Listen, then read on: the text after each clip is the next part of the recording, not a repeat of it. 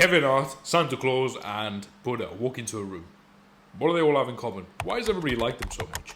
If I told you there was a skill that could instantly 10x your likability and the amount of friends that you make, would you embody it? Would you employ it? Would you make it part of your life? It is hidden in plain sight. You may already do this, but without a doubt, successful, charismatic people do this on a regular basis. And it is the foundation to their eternal youth, their loyalties, their friends, their opportunities, everything. And it is the power of laughter. See, when I was starting university, when I was starting college, I had a friend. The end of his conversation was laughter. The start of his conversation was laughter. In fact, the conversation starter in itself was laughter. And when you met this person, he would make your day. There would be no one else throughout the entire day that would remotely come close to his likability. And don't get me wrong, his laugh wasn't polished. It wasn't aristocratic. It wasn't iconic. It wasn't that kind of Hollywood laughter that everybody loves. It was weird. It was hoarse. It was squeaky. And bro sounded like a donkey half of the time. I know we all have this misconception that you can't laugh too much. If you laugh too much, you come across as annoying. But clearly not. In reality, it is the opposite. People who laugh a lot and constantly find everything else amusing, these are the people who end up with the most friends. These are the people who end up with the most fullest lives. The insecurity that you have about laughing too much may come across as unattractive is just what it is. It's an insecurity. You are scared of being in the spotlight. You are constantly worrying about what other people may think, other people may say, how they may perceive you. And I'm not going to shame you for it because a lot of other people do. But what I am going to ask you is the who cares? You got to understand that people may laugh at you, make fun of you because you exist on the outside of this day-to-day human experience spectrum that everybody else experiences on a regular basis. And that's exactly why you got to do it. You can't fit in and stand out at the same time. You can't be a star that doesn't shine. Because obviously, stars that don't shine are not stars. If you want something that other people don't have, you got to be ready to do things that other people are not doing. And the bare minimum is being okay standing in the spotlight and being in the limelight. Now, celebrities, politicians, all of these guys, they know this as well. What is the benefit of being in the public eye? It's wealth, it's influence, it's connections. They're human just like you are. People make fun of them and make judgments about them on a regular basis, even more than they would make fun of you or make judgments about you. So what's the difference between you and them? They know that wherever you are on the social ladder, high, low, middle, upper lower, whatever, right?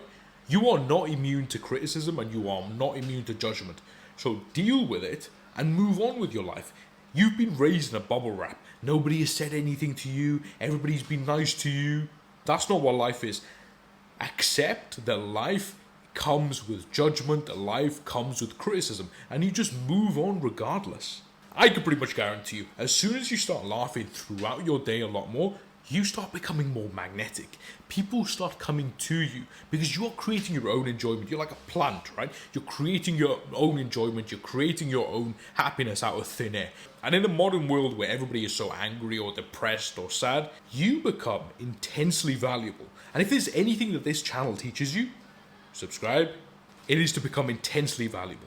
All social relationships are inherently transactional. If you provide value, you are valuable. If you provide no value, you are not valuable. Pretty simple, right? The more enjoyment that you have and the more happiness that you imbue or like exude, whatever the word is, more people want to come to you. And when more people want to come to you, you are a lesser of a commodity. And when more people want to come to you, you are a commodity. You become more valuable. But you already know this subconsciously. Suppose if you're in like a boring group and you have a boring conversation and someone else starts laughing in the other group over there, someone else has a little bit more fun. You are instantly drawn that way, aren't you? And that is what it is. Humans at a core want to feel good. And we like to be around people who makes us feel good. Simply put, if you make other people's time around you enjoyable, they will crave you for it.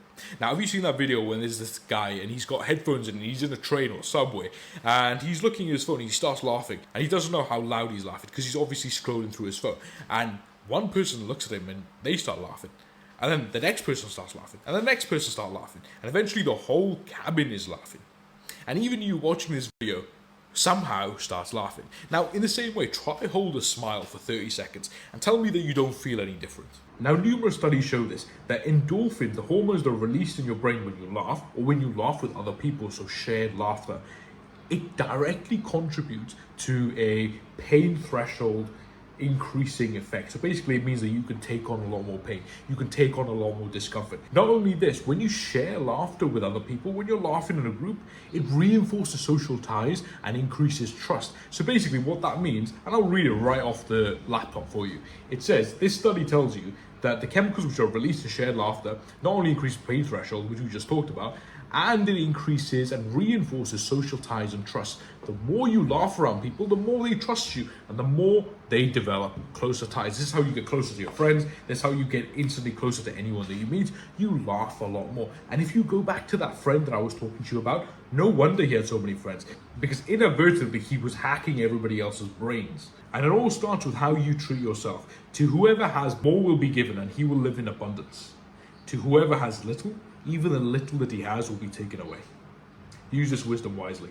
Until next time, I'll neighbor. I'm out.